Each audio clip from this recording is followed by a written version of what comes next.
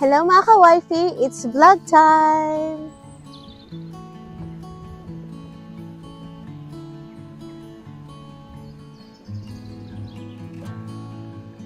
So nandito tayo ngayon sa aming lawn and our topic for today is Garden Serie Part 3 ng ating pagputol ng ating mga dead trees at pag-witness ng pagputol ng ating dead trees. So, konting kwento guys, noong December 2024, nagkaroon ng storm which is Storm Dara, and then natumba yung isa sa aming mga puno sa tabi ng aming bahay.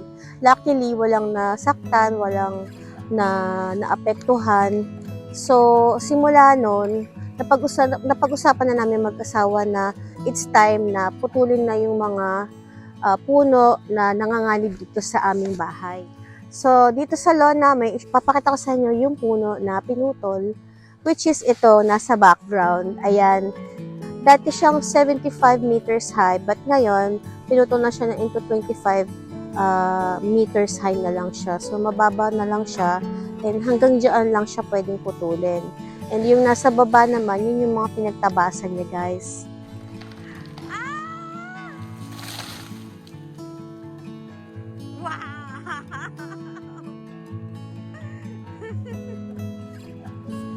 At yung nakita niya naman na tumumbang puno, ito naman yon. Ito yung inuupuan ko, ayan. Ayan siya, guys. So, ito siya, magkatabi siya, one, and ito. Ito, malaki to guys, sobrang laki niyan. And, yan yung mga puno na pinutol dito sa aming garden. So, kukwentuhan ko kayo bakit importante putulin siya, guys. First thing is, matagal na siyang patay, guys. Kasi nga, dito kami nakatira sa malapit sa river. And ang tendency, laging damp ang aming paligid. Miski sa bahay, laging damp. Ang nangyari is, itong puno na ito, since katabi niya is river, yung ugat niya sa ilalim, laging basa. Kumbaga, nabulok na siya. Hindi ko makukunan kasi mahuhulog ako. Nabulok na siya, so hindi niya nakaya. So ngayon, yung pagkabulok niya ngayon, umakyat na siya hanggang dun sa taas. Imagine, yung taas na yan. Ganun ang nangyari sa kanya. So, wala naman kaming tools, wala naman kaming chainsaw. Yung chainsaw namin, pang handheld lang. So, kailangan talaga namin tumawag ng tree surgeon. Isa pa sa reason kung bakit namin siya pinaputol is maapektuhan yung aming property. So, pakita ko sa inyo guys, yung before, sobrang taas ng puno na yan. Grabe. Imagine niyo 75 meters high yan. Tapos, tutumba yan dito sa bahay. Itong isang bahay na ito is pinapaupahan namin. And then sa likod, yun na yung bahay namin. So, pag tumumba yan ng pagganon, tatamaan una si Anthony. Tapos damay kami sa likod. Mahaba kasi yung puno. Kaya talagang may tendency talaga na tamaan talaga kaming tatlo. Siyempre, pag bumagsak yun, pwedeng mag-roll pang gano'n. Hindi natin masabi. So, kailangan talaga namin siyang putulin. So, ayan yung bahay namin. Ito yung bahay ni Anthony. Si Anthony namungupahan sa amin yan. Hulog naman siya ng pa-sideways. Tatamaan naman yung kabilang bahay, si Linda. So, tatlo kaming tatamaan. So, kailangan talaga namin siyang putulin. So, bago tayo mag-continue sa ating exciting part, i-share ko sa inyo yung mga clips ng pagputol ng puno. But before that, I want to say thank you to all my subscribers again. Thank you very much. I got 136 subscribers as of now. And maraming salamat po sa inyong lahat sa pag-support nyo sa aking channel kahit maliit pa lang. And before we continue, I want to say shout out to sa ating mga subscribers, okay? So I want to say thank you to TGW Club. Thank you TGW Club for subscribing on my channel. Steph, TRGLLN. I don't know how to pronounce it, but thank you, Steph. To my loves. Thank you, my loves. Thank you so much for subscribing. And also to Mr. Ray Garcia. Thank you, Mr. Ray Garcia, for subscribing to my channel. Nako, sobrang thank you po talaga ako sa inyong lahat. Also, to Mike QT2. Thank you, Mr. Mike QT2, for subscribing to my channel. I'm so happy. I'm so grateful talaga, guys. And Irene Garvida. Thank you, Miss Irene Garvida. Jonathan Lauzon. Thank you, Jonathan Lauzon, for subscribing. Nako, thank you po.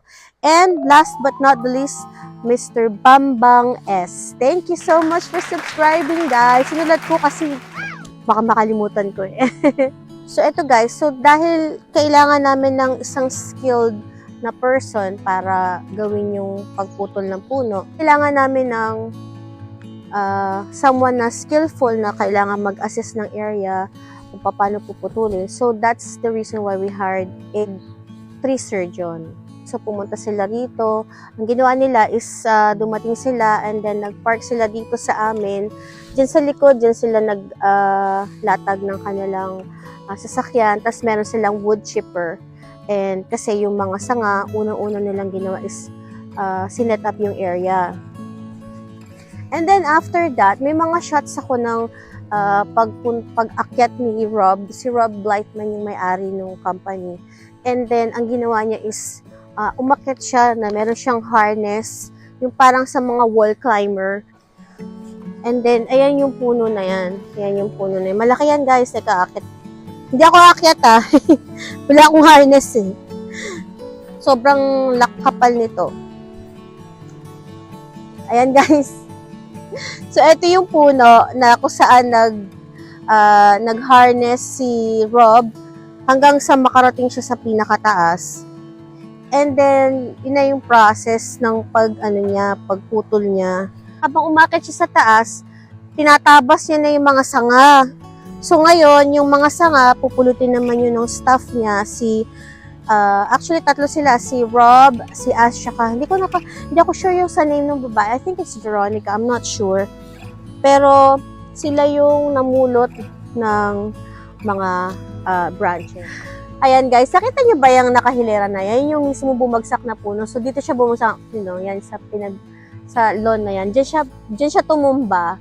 And then, diyan din nilatag yung mga sanga. Tapos, from here, pinal nila ng maayos yung mga sanga. Ang ganda ng trabaho nila, professional, tsaka malinis. And then, nandito yung wood chipper. Tapos, ayun na, isinaksak sa wood chipper yung mga sanga. And then, eto na siya ngayon. Ayan na siya, o, diba? Ayan ang gagamitin namin naman in the future para hindi na tumubo yung mga weeds sa aming garden kasi ang daming weeds. Ayan, so naging ganyan na siya ngayon.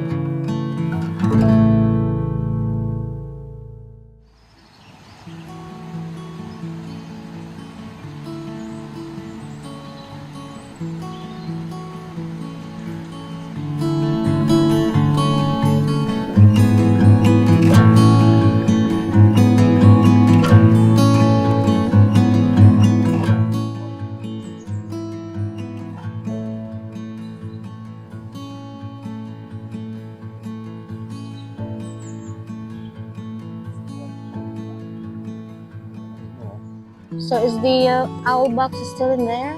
No, it disintegrated just with age. Because I was young and I didn't treat it with proper wooden treatment. But I had lots of owls. Yeah. So we're just gonna cut it in half and then we're just gonna put an owl box there somewhere, you think? Yeah, I would love that.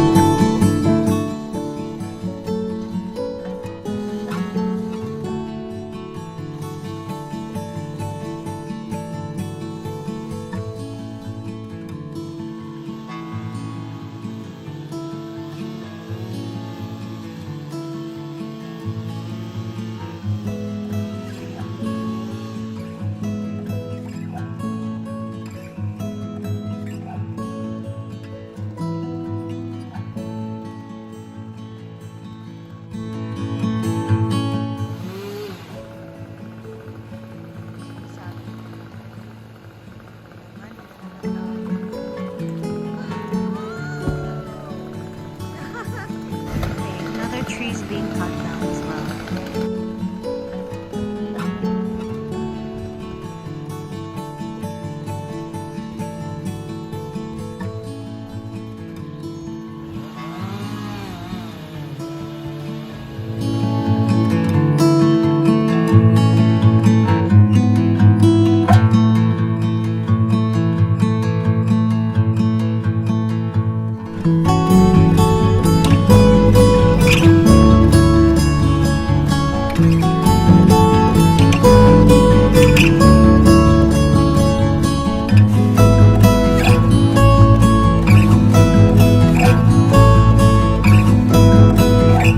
So, yan na yung dalawang puno na naputol nila. And then, after a few months, kasi nga umuulan, January kasi sila nagpunta rito.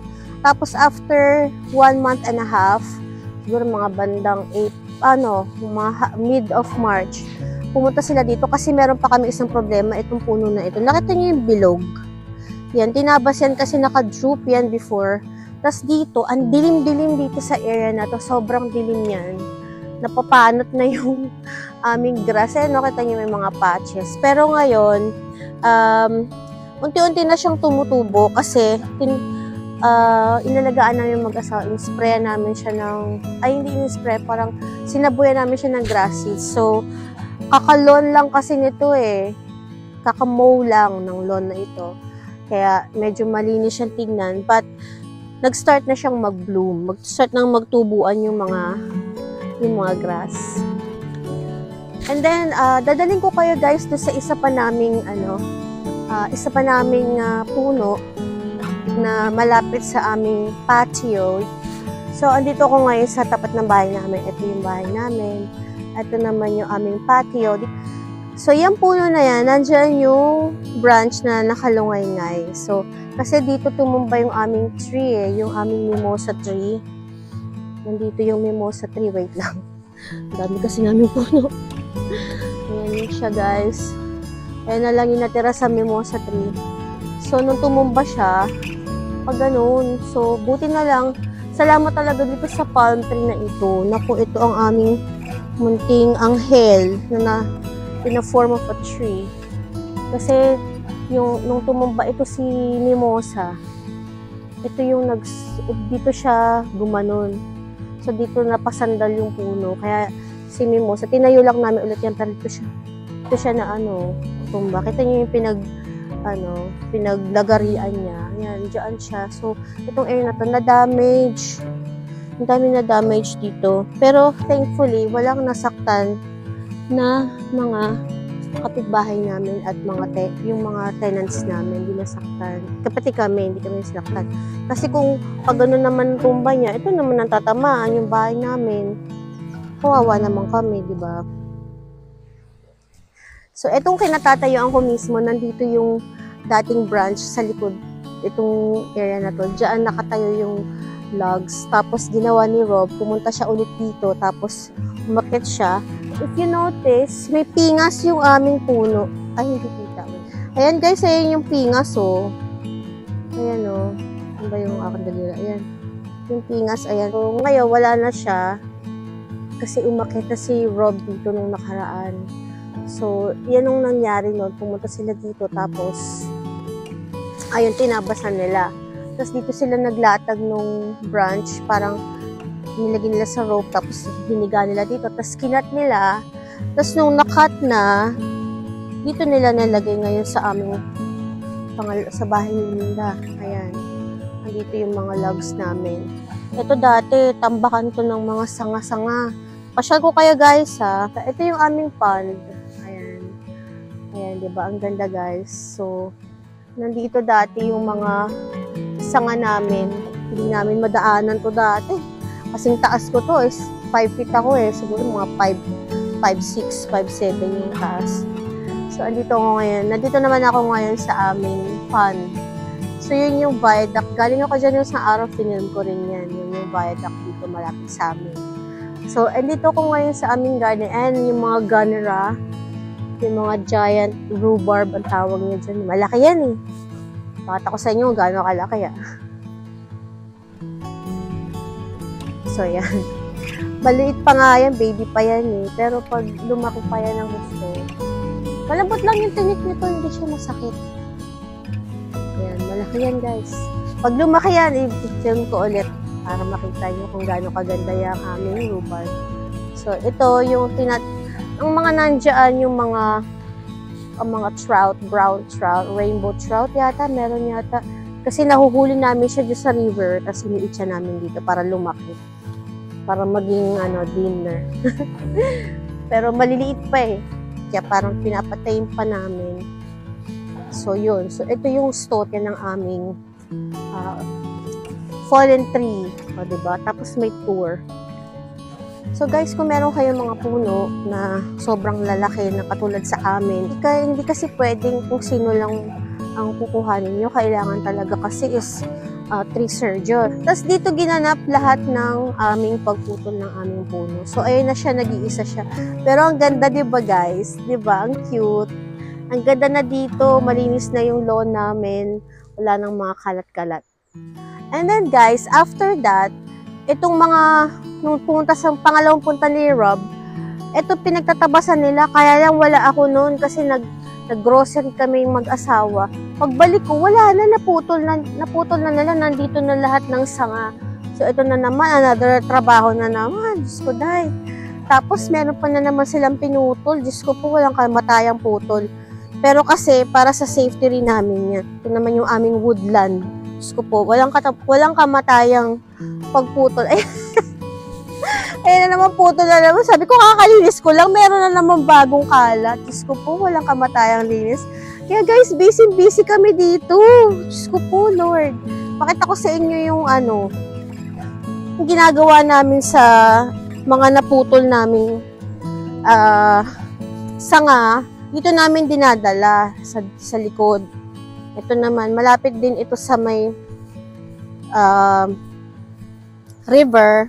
Ito, dito naman kami, tambay naman kami mag-asawa dito. Ayan. So, dito namin dinadala yung aming mga naputol. Tapos, ayan. Ayan siya, oh. Diba? Meron pa. Hindi pa tapos yan, guys. Hindi pa yan tapos. Grabe, meron pa yan. Diyos ko po. Kaya, sobrang laki ng puno namin. Chinap-chap na namin. So, pakita ko ulit, ha.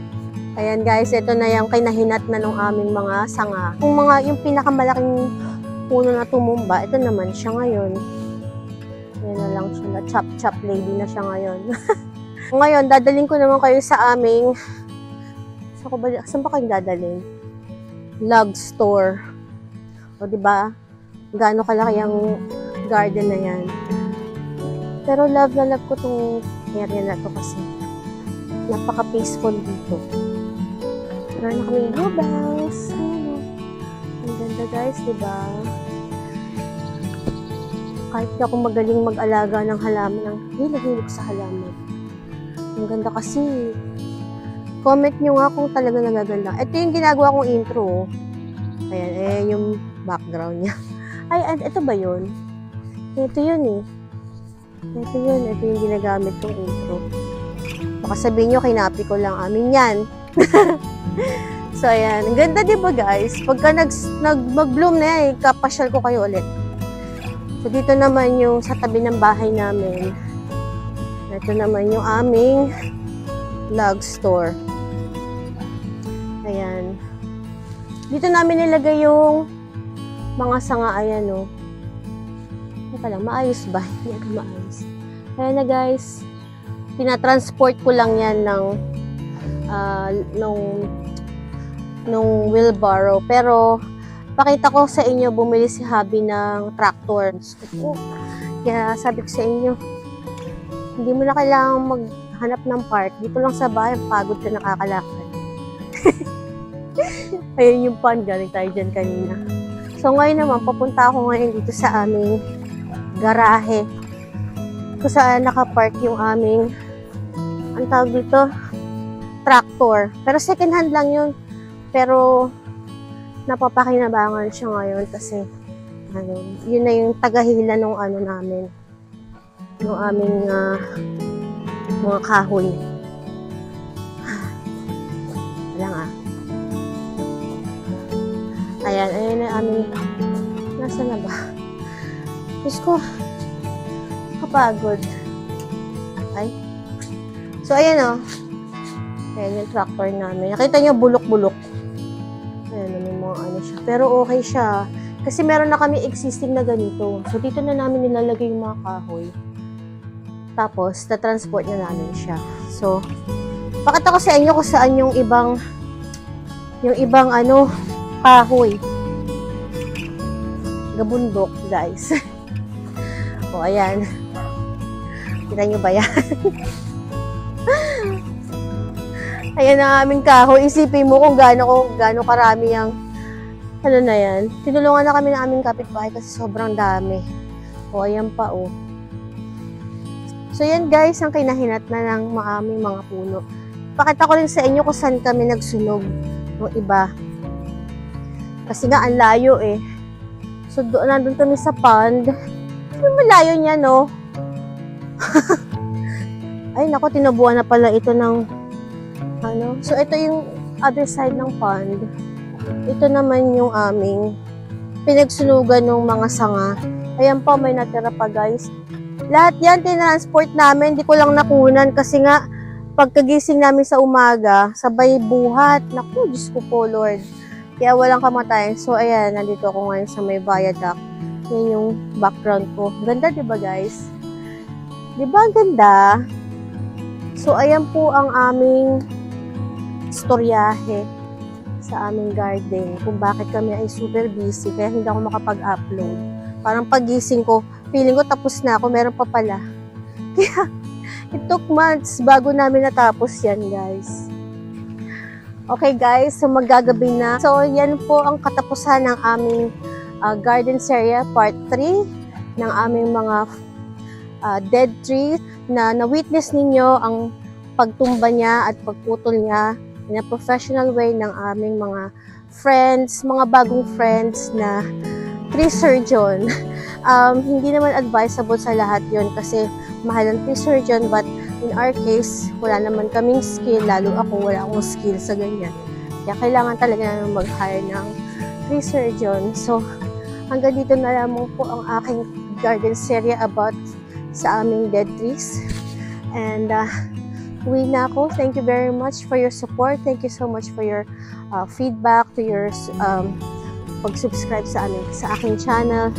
And as usual, kung meron po kayong mga opinions, suggestions, or comments about our topic for today, please comment down below kasi talagang makakatulong po sa akin yon yung inyong comment para ma-improve po ang aking skill sa pag-video or kung meron akong dapat i-improve. So, thank you so much again, mga ka-wifey and mga friends. I'm sorry, hiningal ako. So, thank you again and have a lovely day. See you again. Bye!